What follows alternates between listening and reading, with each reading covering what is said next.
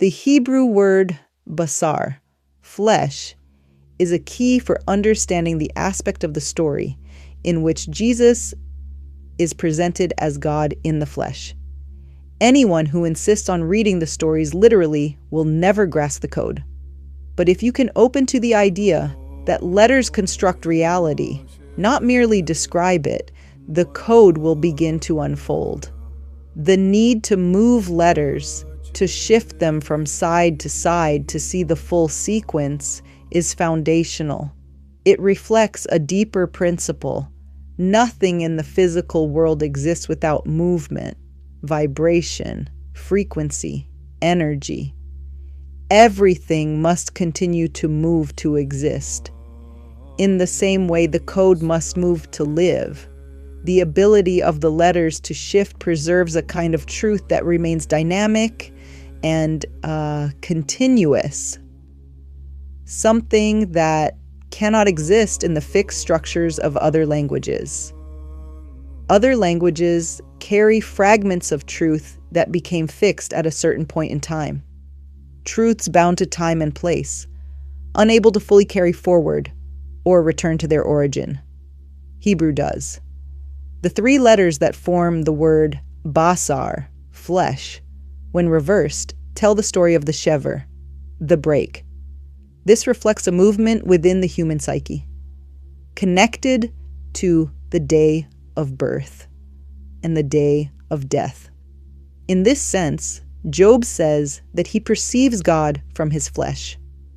The word to perceive connects to the word shever, which also carries meanings of thinking and hoping.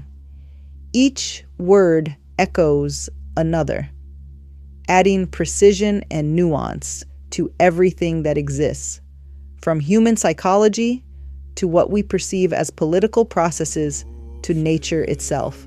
When I say that Hebrew is the theory of everything, I mean it. From the same root, you can find both the ancient shor, the ox, the alpha, and the word bar, the original son, before the fall, before he becomes Ben. In this video, I do not go into depth on these two words, but they are part of the code. At the end of the video, I will leave you with the word tinok, baby, which is the key to repairing the break. It is the key to understanding why one generation goes and another comes, why we continue to be born into a world that appears so flawed. And precisely the decline in birth rates becomes an interesting and encouraging signal. It reveals where we are on the axis of time and gives credit to the corrections that have already been completed. Now I will leave you alone with the letters. See if you can see it.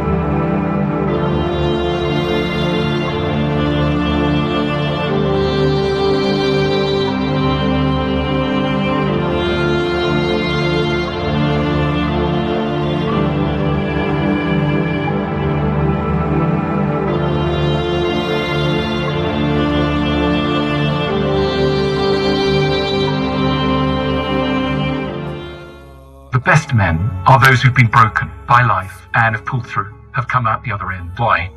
Because they've been forced by circumstances to drop the illusion of their strength and power. They've known that they couldn't keep that going.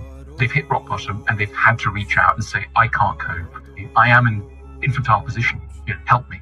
Men become rather glorious when that's happened to them.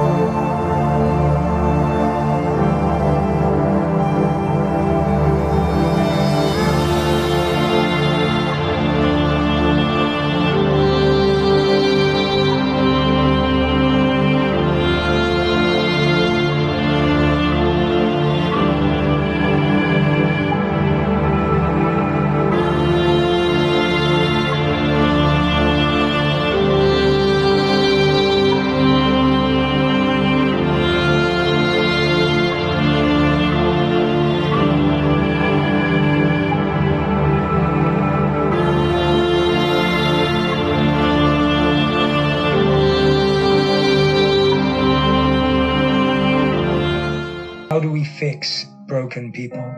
There's a wonderful song by Leonard Cohen called Come Heal or Come Healing. So it begins, oh, gather up the brokenness, bring it to me now. The fragrance of those promises you never dared to vow. And then he says at some point, and here's the answer to your question. Oh, troubledness concealing an undivided love. The heart beneath is teaching to the broken heart above. So, this poet, prophet, poet, visionary, saying we have two hearts. There's the brokenness above and the undivided love that's below. That's underneath. He's saying there's the broken heart above and then there's a heart beneath that teaching the broken heart. So that implied in that is that nobody's broken. That underneath the brokenness, there's wholeness. So, and that's not only Leonard Cohen, any spiritual teachers you know will tell you the same thing. So it's not a matter of fixing anything broken. It's finding the wholeness that's underneath the brokenness. How do we fix broken people?